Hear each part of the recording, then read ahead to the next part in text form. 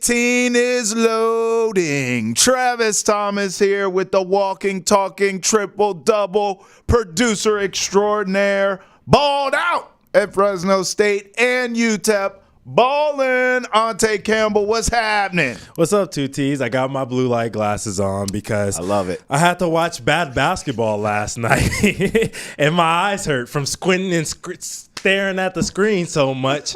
Looking at dudes like, oh, Derek Lively, what are you doing, bro? Hey, but I'm excited, though, because, look, 2-0. Hey, yes. And we're just getting closer to us turning up. Come on. At that parade. So I'm excited about the game, man. Woo! And I know we're going to talk a lot about it, but Celtics, I got to recant my statements. And Mavs in 6 is looking more like season 4. Yeah, it is, isn't it? Game 2 meant so much to me personally. That's where I'm going to start there. We will bring you back later on in the program to break down this series and also play a game. You always bring a game to the show that I'm sure that I'll fail at. But I want to start with game 2 and why it was personal for me. I had the opportunity to go down to Causeway Street, to go inside TD Garden, to be with the people. Oh, my God, it was such an amazing experience. And I've talked about this on Hold My Banner before. I've had a chance to cover a World Series. I've had a chance to cover a Stanley Cup. But it was in a different city. Here in Boston, having the opportunity to cover a champion. Are you kidding me? I got to spend the whole day with the fans. Oh, so game 2, I get it. You heard Ante say it was ugly basketball, and Lord knows it was oogly. But a win is a win is a win, baby. So here we go. Celtics up 2-0. I am not surprised in the slightest. Now, I had the Celtics winning this series in 6. I'm going to change that a bit now, and I'll give you my prediction officially in a little bit from here. But I want to talk about game 2. So naturally, this is what we always see here. This is what we've seen in these first 2 games in this series. And we talked about this coming into this series of, look, the Celtics should have the game plan that Luka's going to cook, Kyrie's going to cook, neutralize them best you can, but you have to shut down the others. You have to shut down the role players. So far, so good on that. And then, oh, by the way, Kyrie has completely disappeared. He's on the back of a milk carton somewhere. No one wants to go back to Dallas more than Kyrie Irving. But you saw a Luka with absolute hair on fire sense of urgency, and he answered the bell. 32 points, 11 assists, 11 boards, messed around and got a triple-double, really controlled the game from the onset, wire to wire, quite frankly. He did look gas late in the game, but he was still doing his part. Had a lot of turnovers, but you certainly cannot blame Luka. But we've seen this. We saw this in game 1 as well. Luka doing the heavy lifting, Kyrie essentially a no-show, the other guys shut down completely. I mean, it was a better game from P.J. Washington, but not enough. And then on the Boston side, eventually, they outclass. They're just a better team. They're deeper, the depth. They have more stars. They're not as dependent on those two. When Kyrie isn't playing well, you see how dependent the Mavs are on their stars. Not the case for the Celtics. Jason Tatum damn near got a triple-double. 18 points, 12 assists, 9 boards. So obviously not the dominant scoring that we've been waiting for seemingly from Tatum all playoffs long, quite frankly. How about Jaylen Brown? Didn't even have a dominant game. 21 points for him. But what did you see? Derek White, 18. How about Drew Holiday? 28 points in the game. I mean, he was 26 points. He was lights out. So, again, this is what the Celtics do. There are other players that can step up, answer the bell, score for you, fill the stat, really stuff the stat sheet, whatever you need. They have those pieces to do that, and this team is predicated on that. That's how they're so cohesive, because all these guys have been doing that all season long. They have not been as reliant on Tatum and Brown as Dallas is with Kyrie and Luka. That's the difference. That's the entire difference in this series.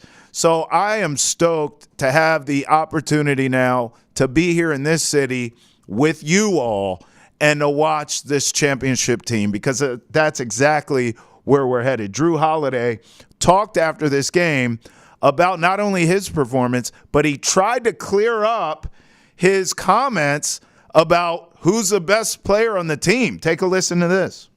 I say something first. Sure. Just address the comment that was made yesterday. Nice ringtone. Sorry. I feel like people kind of took that out of context, and I've been hearing that I prefer JB over JT, and that's not what that was. I like to praise my teammates. I like to praise my teammates when they're playing well, and I feel like that's what I did my best to do. When I got here, JT was the first person to text me.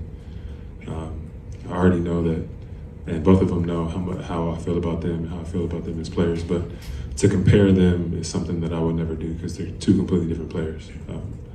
As well as being on the same team and the things that they've done in this organization and the things that they've done against me as an opponent. I feel like how they play together and how they work together is something that is sacred and something that can't be broken. So just to address the comment yesterday, I do not prefer one or the other. I prefer both. Both of them are superstars, and it's being shown out here on the biggest stage in the world. There it is. Leadership. 26 points in game 2. We saw it. He's been playing well all playoffs. In fact, the deeper the Celtics have gone along in the playoffs, Drew Holiday has been more assertive, more aggressive in terms of scoring, and we're seeing it here in the NBA Finals, 26 points from him. And by the way, absolute defensive wizard, okay? Some of this Kyrie stuff we're talking about, look, Kyrie's playing like trash if you ask me. Some of that, he's probably in his own mind. We know he doesn't like being here. I get it. But also a lot of it is what Drew Holiday and others are doing against him defensively. So he deserves a lot of credit. Okay. Here's where I think I'm going to lose some of yous. Now, Celtics have been absolutely dominant. No problem, right? I know everyone's got their brooms out. I saw brooms on Causeway before game 2. Brooms are out. Okay. Listen, I think the Mavs win game 3. I think going back home is exactly what the doctor ordered for Kyrie. So I'm going to imagine he's going to actually show up in this series for the first time. Luka's going to continue to be Luka. And although I've given the Celtics a ton of credit defensively for shutting down the others, as I've called them, I still believe when you're at home, you get that home cooking, you get the refs. I mean, don't get me started on the refs in Boston. I'm glad, so I don't want to jinx anyone and start complaining about the calls the Mavs didn't get at the end of the game. Who gives a rat's ass about that? But when you go back home and you're Dallas, you will get those calls. You will get the benefit of the doubt. So I think the home cooking between the refs, the home cooking for Kyrie, he's got to play better than he has been. Luka being Luka. I'm going to take the Mavericks to win game 3, and that's going to be it. I think with the psyche of this Celtics team, let's just go for the sake of the conversation between you and I. Let's say the Mavericks win game 3. Well, all the pressure, of course, at that point is back on Boston because they know we've got to win game 4. You cannot allow this Mavericks team, who we are clearly better than, to get in this series and to tie it to a piece. So I'll take the Celtics in an urgent, gotta have it hostile game in Dallas to really show their championship medal. That's what championship teams do. They'll win that, go up decisive 3-1, and then we know how the rest of the story will end. So I'm just predicating this on the Mavericks are too talented to get swept, I believe. And going back home right now, timing-wise, is the best thing. I mean, I'm watching Luka just become unhinged out here. He's going off on people. He's shoving people. He's sick and tired of being sick and tired. I'm sure Kyrie wants nothing more than to get out of Boston. So I'll take the Mavs in game 3 in a close game. And it'll probably be ugly, a lot like game 2 is. But make no mistake, Banner 18 continues to load, and you all continue to put on for your city. I've talked about it. Let's take a look. Here I was with you before game 2. Jaylen Brown, take me inside the locker room. Are y'all getting your brooms out? Y'all about to sweep these boys? What's going on, JB? That one I plead the fifth. Celtics at 4, baby. I mean, I'm feeling lucky tonight, so. Listen, this Celtics team is a wagon. I don't expect anything less than a sweep. How do you feel? I agree. 100%. Yeah, I think so 100%. too. I hope Tatum goes off tonight. 50. Yeah. We're saying 40 or 50 for Tatum. All right, tell me about your dogs, man. Hey, man, these are my Frenchies, Blue and Cashville. They come out to rep the Celtics today, you know? What your team going to do, though? That's what I want to know. Hey, man, we're gonna close it out for a 2-0 lead in the finals. You know we got to do what we got to do. We got to come on strong again, and we got to get that dub. We're going for 18 this year. Let's get it. Let's beat the Mavs. Let's eat it up. Let's lock in. Let's win tonight. Let's go. Go Celtics. Let's go. I love this city. I really do. All right, let's bring him in. Ante Campbell, producer extraordinaire. What are you thinking, man? You originally had the Mavs winning this series. I can't even say it with a straight face. Man. Clearly, you're coming up off of that. What do you think? Mavs win game 3, or am I tripping? Look, I have to say, this Mavericks team is not the Mavericks team that we saw throughout the Western Conference run. Yeah. They look lethargic in game 1 and 2. They look sleepy. You got 9 points from their bench last night. Right. I just don't know what they suck. What the moment, like it looks like the lights are too bright. Like we got a Jared Allen moment where they're looking like they're not ready to play. Like, it's the finals. My whole thing is, when I played, it was all effort for me. Like, I was effort all the time. I remember having conversations with my family members after games, and they'll be like, you didn't play hard enough. You got to play even harder. And I'm like, dang. I'm over here diving on the floor doing it. So my family was all predicated on you got to give more. If you didn't win, you got to give more. Right. And I don't see this from this Mavericks team right now. So I'm going to agree with you, though. I'm going to say the Mavericks are going to get it done in game 3. Okay. And at least extend this series to 5. And maybe it's a gentleman's sweep. Yeah. But, dude, there's just the same issues that I talked to you about in game 1 are still here in game 2. Why does Derek Lively look like he's afraid to jump and be big and be athletic like he is? Right. Getting that one dunk from him is not enough. He had that opportunity to score with Peyton Pritchard standing under the rim, and he shot a floater. Oh. Like, I hate this new era of, like, the big not being able to do a post move. Yeah. It's tiring, bro. Right. It is. And then the same thing. Jason Kidd is waiting way too long to call these timeouts. Yeah, they're getting smoked. There were so many moments in this game where it was like, okay, they're playing bad, but they're within 5. Right. Just call a timeout. Let's clean this all up. Yeah. And no, he just wait for the Celtics to punch. Is that the player in him? Because think about this, Tay. I mean, he was a great, not good. He was an all-time great point guard. Yeah. I mean, I've seen point guards get ticked off sometimes when coaches take timeouts and they feel like, let us play this out. And as a point guard, you feel like a leader. Yeah. Is that some of the leftover player in him, you think? Because I agree with you. I'm like, take a timeout. You guys are getting smoked. And he won't do it. He'll just let his team play through it. Do you think that's a point guard in him, maybe? Yeah, I would say so a little bit because I remember being a point guard and just thinking the same thing when my coach called a timeout too early. He was like, hold on, let me play through it. But the difference is the body language of his point guard, Luka Doncic. Right. Luka looked like he was frustrated. Yeah, like, he did. Dude, somebody help me. Yeah. When you got that look of like, bro, and then he's crying to the refs like he always does. Somebody help. Somebody help me. You know what I'm saying? When you got that kind of look, that's when it's time for the coach to step in and be like, okay, yeah I know Luka is experienced. He's been playing professional basketball for a long time. But in those moments, that's when he's showing his youth. Yeah. In those moments when the team is like going the other way, we need more of that Jaylen Brown attitude. Right. Of like, hey, you all right? You going to make the next one. We don't see that with Luka right now as a leader. As far as what we can see on the television, you know what I mean? Not being in the locker room. I said he looked to me, he looked unhinged as that game went on and that frustration. And by the way, they were in the game. Right. But he was very upset. He started throwing behind the head passes off of Tatum's face. Yeah, that was out of bounds. You know what I'm saying? The turnovers were insane. He was just doing whatever. So what do you think, the hooper in you? What's up with Kyrie? Is it defense? Is it mental? Is it both? What's going on? I just think he has too much going on in his mind. Okay. You know what I mean? And he can't focus on basketball. I think he's trying to. You know what I mean? I think he's trying to focus on basketball. I think he's trying to get past this moment. Now, 0-12 since he stepped on Lucky. You know what I mean? Right. So I think, I told you this before. He probably needs to kiss Lucky to break the curse. You know what I mean? He ain't doing that. After he stumped it on the way out from the arena last night, I hope he kissed Lucky just to get it, get back in his good graces. I guarantee you he ain't do that, bro. I guarantee it. But yeah, I think Kyrie just has too much going on. And when you can see that as a player, like when you have stuff that are going on off the court, obviously this is a kind of an on the court, off the court issue.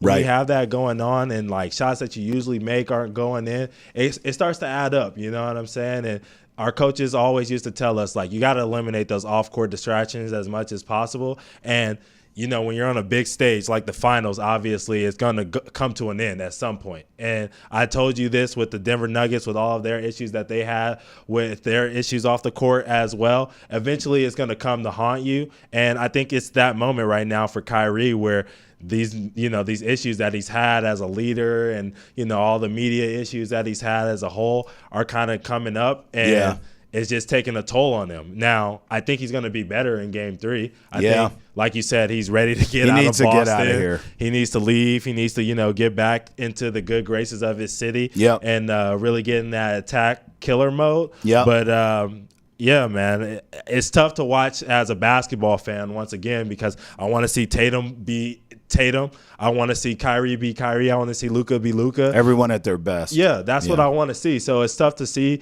all of these guys kind of struggling with their roles. And as I talked about with, Porzingis, obviously seeing him stumble a little bit and not looking like himself at the end of the game. And I hope he's all right. I want to see him at full strength as well. So it's going to be an interesting series to watch. I think it's done, though, honestly. Whether it goes 5, 6, whatever, I think this is the Celtics championship to lose. All right. But I'm going to, I'm going to officially say Celtics in 6. All right, fair enough. For all things Boston sports and pop culture, check out Boston Has Entered the Chat, wherever you get your podcast. All right, so whenever Ante comes back into the program, he's bringing me some sort of game that I'm going to be terrible at. Yep. So what is it this time, my friend? This one is called Winning 7. It's your favorite, man. This is where I guess 7 things, You got right? 7 questions to get the player.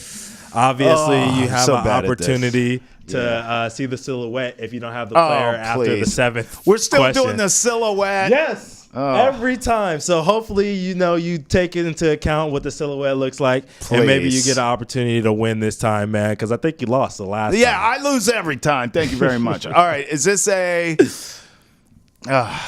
current player in the NBA or a past player in the NBA? This is a past player in the NBA. I got a past player. Okay. Is this player a Hall of Famer or just a guy? Yeah, this player is a Hall of Famer. I don't know if they're officially in yet, but but a Hall of Fame resume. Definitely a Hall of Fame resume. Okay, so if they're not in yet, this is a recently retired or recently out of the game player. Yes. Yeah, they may or may not be a Hall of Fame player already, but I'm not sure. Okay, but they're fresh out-ish. Yeah, or they've been out. They're fresh. They've been out. They've been out. They've been out. They've been out.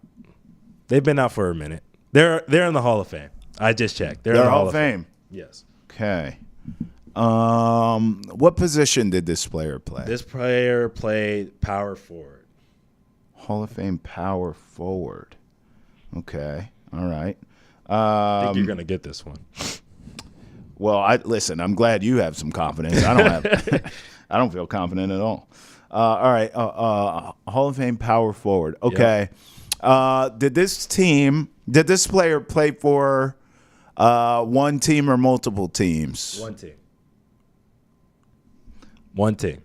Was this team that this player played for a West Coast team? Yes, this is a West Coast. Yeah, I'd like to solve the puzzle. I think you're going to get this one, man. Who do you think it is, Travis? That was question number 5, by the way. Big game.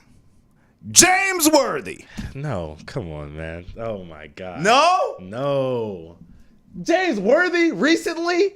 Come on, Travis. Yeah, well, you said they haven't played for a minute, so that could be that's long but standing. fresh out? I was like questioning It's definitely fresh Come out? on. All right. I mean, I was they're unclear. a Hall of Famer, but they're closer than James. Okay, Worthy. all right. But I love Big Game James. Shout out Big Game. All right, James. let me get the silhouette. Let me You're see not that. even there yet. You're on question number 6. Oh, I got 2 more You questions. got one more, man. All right, I got one more. What did I ask? Power forward, one team, West Coast. Yeah. Damn, I want to solve this. All right. Does this player have a championship or multiple? This player does have at least one championship. Yes. At least one. At least one. I mean, you asked me one or multiple, but they have at least one. All right. Let me see that silhouette. Yeah, can we get the silhouette for my man? Oh, that never helps. Why did I even call for that? Why did I call for that acting like that was going to help me? Come on, Travis. He's You got got championship, Western Conference, Yes. power forward. Yes. Not too far removed. Come on, We're man. unclear clearly when he stopped playing, but not Big Game James era. No, heck no. Okay, I will tell you this. No. He stopped I want playing. to solve. Okay. Okay, the silhouette's tricky because this player now has hair all over the place. Mm-hmm. But if this silhouette is from when they played, Mm-hmm. and you didn't say multiple championships, but you sort of flirted with that. Like, well, they have at least one. It I could wouldn't be think- multiple. I wouldn't I'm gonna think go about- Tim Duncan. Oh my God. No, Can we show him the picture, please? that's a power. I would not have guessed Dirk. And the Dirk. silhouette looked nothing like Dirk. Dirk. Like, come on, Travis. You know I always keep it a little topical. Like we're playing the Dallas the Mavericks. Mavericks. I You know told what you I I mean? suck at this. That's why I went. I thought you were gonna get it. West No, Coast, I was going Tim Duncan. power forward, like, and you wasted James Worthy. I wasted, and I was so confident it was James. You wasted James Worthy. Oh man. All right. Sorry, Dirk. I'm a fan. I hate the silhouette. All right, man. He was special. Can we just talk about that run? Yes. That championship run was awesome. And you know what? Like Dallas is, and I've said this to you before, Dallas is they're in scary territory of having the same problem with Luka that they had with Dirk, where they do not build the supporting cast around him. Obviously, him and Kyrie work, but you're going to need more. I mean, we're looking at this series 2 games in.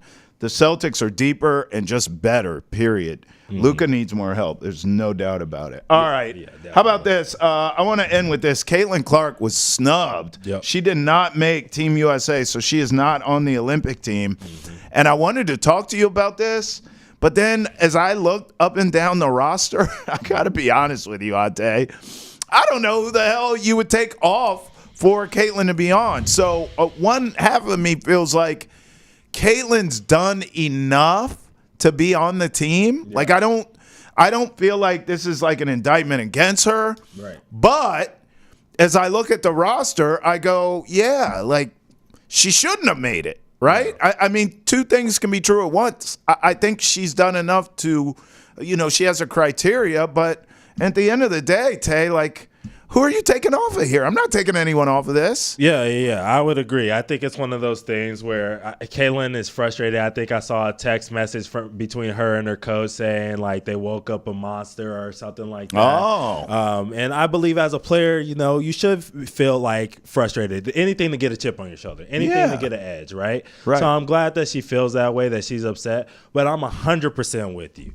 I'm not taking away Jewel Lloyd. I'm not taking away Kelsey Plum, Jackie Young, Sabrina, Chelsea Gray. No one. Diana Taurasi is the one person no who you could way. Hold on. That you could sit up there from a competitive standpoint and look at her and be like, okay, stats-wise, maybe she is, maybe she isn't. But we know that she's earned the right to be there. GOAT. She's a Hall of Fame point guard in this league. Yeah. And she has USA experience with the rest of these girls on this team. That's right. The one person that I think should be sitting up there upset is Arike from the Dallas Wings. Yeah. I think she sits there I think she's the number 2 scorer in the WNBA right now. She was snubbed. That's a true snub. Right. That's a true snub. So she's the best scoring guard in the entire league, and she's not part of Team USA. Yep. Okay, I get that. But Caitlin, She has no business, honestly, being on this team. There are other people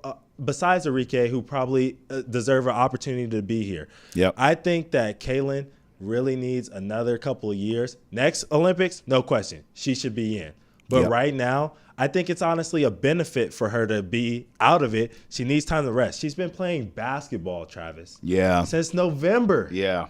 She went straight from, going to the national championship game. Yep. To playing WNBA ball. Yep. Getting beat up. Right, getting beaten up, thrown on the ground. Yep. Everyone's trying to fight her every single game. Yep. Giving her dirty, cheap shots and all this other stuff. Yep.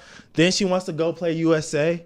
Then probably go play overseas. That's right. And then start this whole cycle over again. Like, no, she needs to rest. Yeah. She needs a summer to build up her body so that she can get stronger. Absolutely. And not be worried about this. And then for the team's sake as a whole, like USA doesn't need the drama from it, honestly, because Kaylin's a great player, but so are all of those women that I just listed. That's right. And they deserve to play a lot more minutes than Kaylin's going to play. So then people would complain she's not playing enough. Why'd you even put her on the team? Right. There's going to be DMPs. Right. All the media is going to be pressuring her. Yeah. As soon as they play a close game, which they probably won't. No, Let's be honest. They're won't. going to probably run the table. Yeah. But if they do happen to play a close game and she doesn't play, now it's going to be, well, you had Kaylin sitting there. Why didn't you give her an opportunity? Yeah. All of this. It won't just be focused on basketball now. I get it. The views are going to be high. But I think the views are going to be high anyways. Regardless. Because now women's basketball is finally in the limelight. That's I can tell you this. I'm going to be up at 4 a.m. watching the games. Absolutely. In France. So I think other people are going to be invested in it as well. And maybe it won't be to the effect that Caitlin Clark has, but it's still going to be great basketball. These women who are all on the list all deserve it. Caitlin, just wait your turn. Yeah, and listen, just like you said, she needs an off season to get bigger, faster, stronger, which I believe she will. She's going to have an entire career to reap the benefits of that, including Team USA basketball. She's going to have plenty of gold medals. She's going to be decorated. There's no doubt about it. A lot of this stuff, this sense of urgency, this microwavable society, everyone wants everything quick, fast, and in a hurry. Just relax. She's going to have a fantastic career. And she didn't make this team, but she will make many of them down the road. Ante, we appreciate you. As always, good sir, we will continue to chase Banner 18 together here on Hold My Banner. And I leave you with this, the same way I started. I mean, look, we watched game 2. Hell, we watched game 1. The Celtics are deeper. They are a better team. They are not as star dependent as the Mavericks are. That is the issue. Hell, game 2 told you that. On a night when Jason Tatum wasn't the greatest scorer you've ever seen, sure, he damn near got a triple-double, but scoring-wise, not his best performance. Didn't shoot the ball particularly well. How about Jaylen Brown? Same thing. Not, the greatest scoring game you've ever seen from him. Who carried you?